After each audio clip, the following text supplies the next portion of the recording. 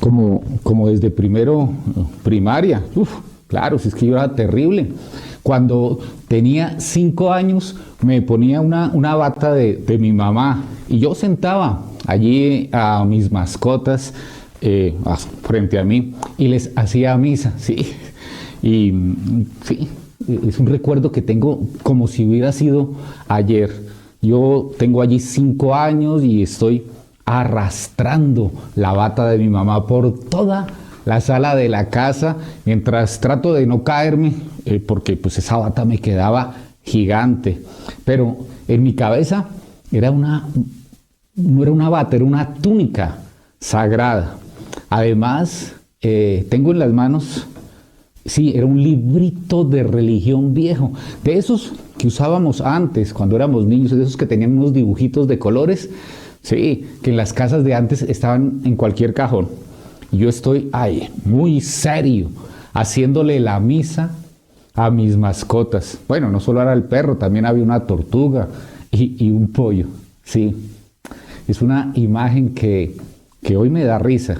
Pero mira, si yo lo pienso, es bien raro, porque en mi familia no había nadie metido en estas cosas. Yo no tenía ni tíos curas, ni primas monjas, ni abuelos pastores, no, nadie con eso que llaman la vocación religiosa. Pero yo sí sentía una fuerte atracción por, digamos, lo sagrado, desde bien pequeñito, desde que tengo memoria. Y sí, de pronto para los demás parecía un juego, pero para mí, yo de 5 años, era lo más real del mundo. Lo que no sabía en ese momento es que ese juego se iba a convertir en mi vida entera. Pero pues sí, también en mi mayor laberinto. Mira, incluso después de eso me volví acólito en el colegio. Me gustaba el rito, sí, no voy a decir que no, pero para ser sincero, me gustaba más que me hacía popular. ¿Y por qué popular? No tanto por ser acólito, porque imagínate un muchachito sacando el vino de consagrar para dárselo a sus compañeros de clase. Claro, eso me hacía muy interesante. Pero lo mejor es que yo ya era parte del sistema. Yo era alguien que estaba allí en el mundo religioso. En la adolescencia, ya más adelante, pasé varios años liderando grupos católicos, organizando las Semanas Santas, las Navidades.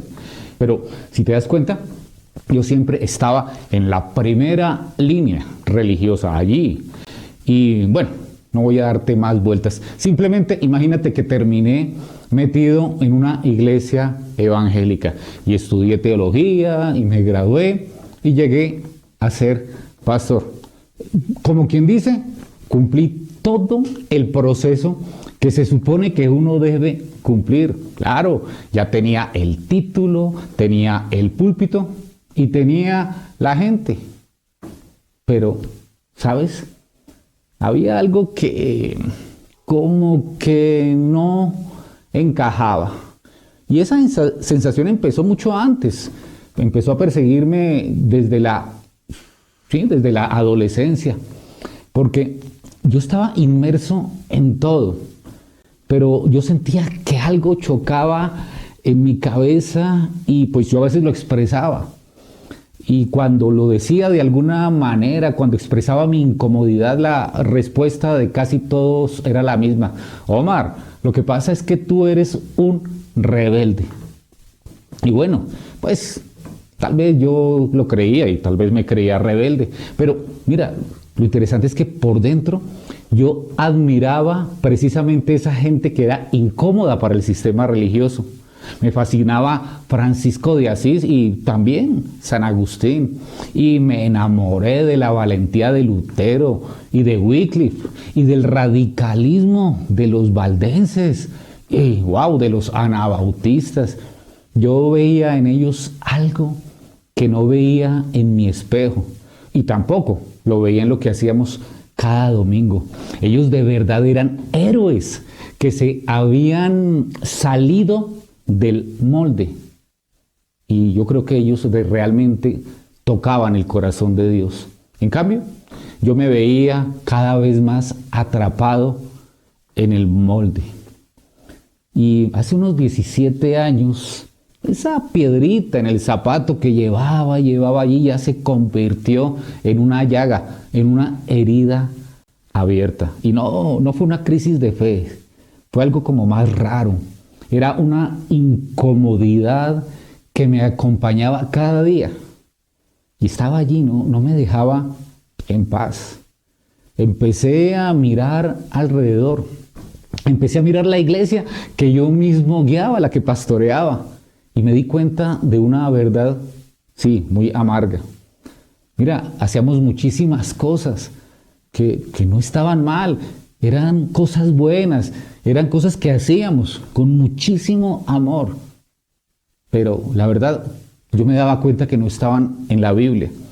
Y lo más triste es que esas liturgias, esas tradiciones, esos inventos humanos estaban pesando mucho más en nuestro caminar como iglesia. Sí, pesaban más que la vida que procede de Cristo. Yo miraba a las personas a los ojos desde el púlpito y veía gente buena, gente que de verdad ama a Dios. Pero los veía agotados, estaban fundidos, cansados de intentar llegar a una meta que el sistema sutilmente les había impuesto. Pero la verdad es que ellos nunca la iban a poder alcanzar. Los veía sentirse insuficientes, siempre estaban en deuda con Dios. Y por otro lado, pues yo veía a otros, ¿no? Aquellos que se sentían muy orgullosos, porque eran personas que sí podían cumplir con todo el checklist religioso. En ese momento entendí que algo andaba muy mal.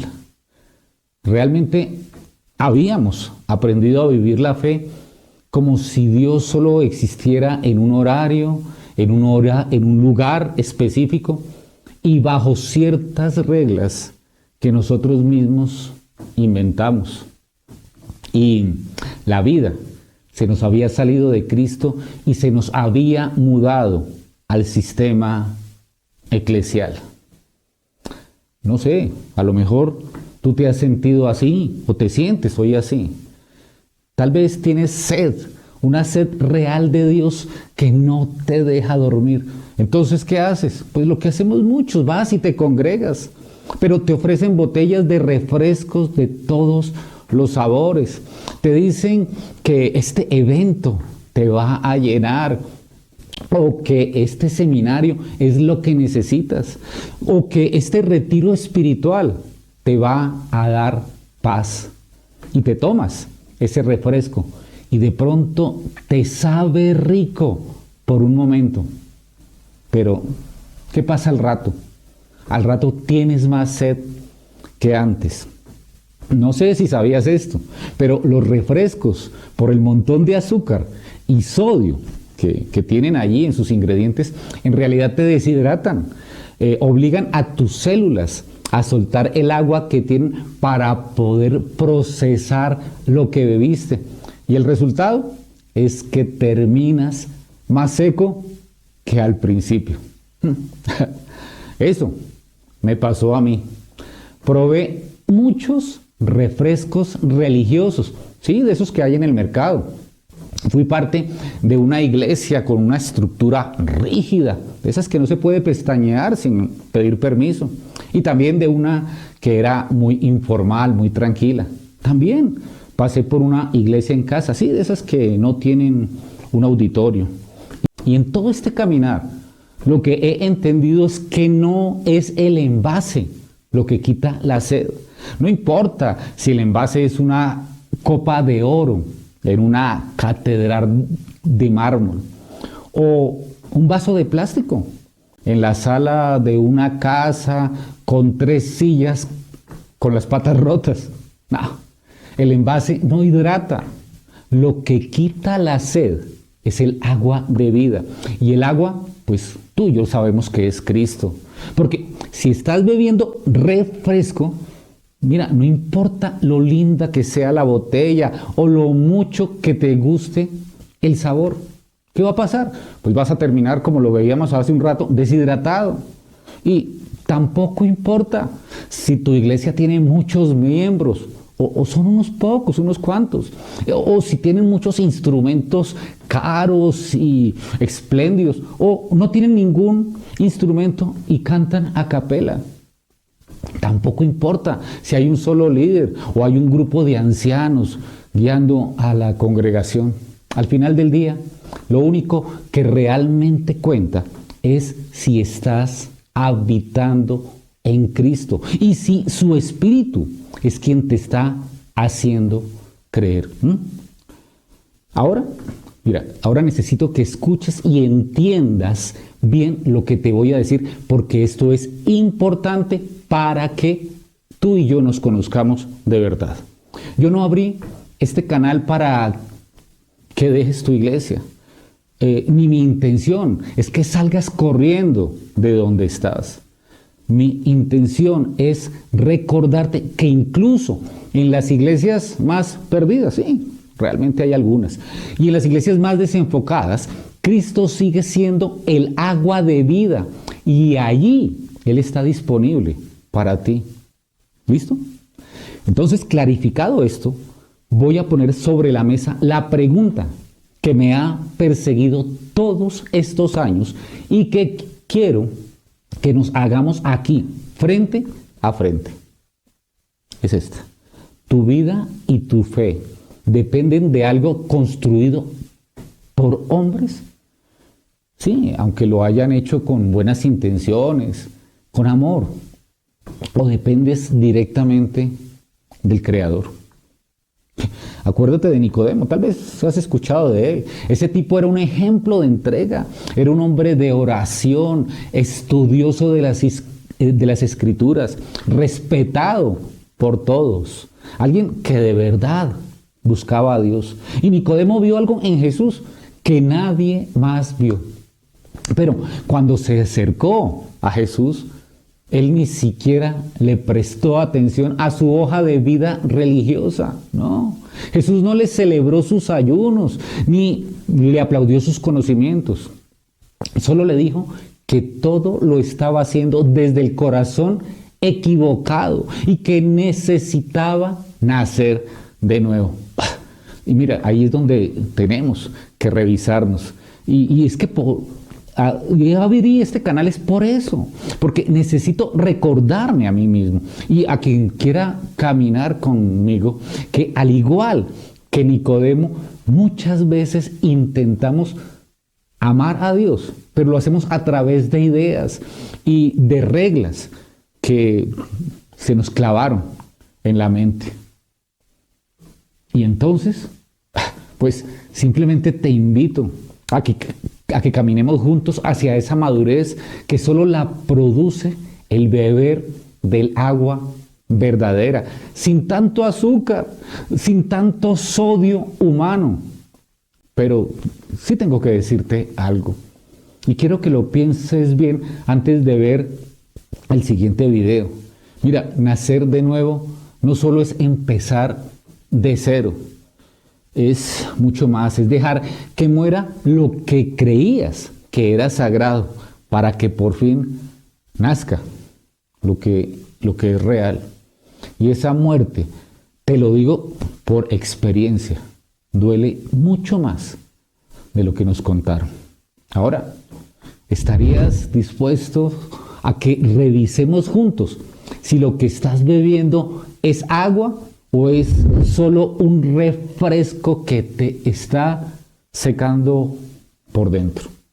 Mira, de corazón te digo que me gustaría que me acompañaras en lo que viene. ¿Sabes qué? Porque apenas estamos empezando a sacudir la jaula.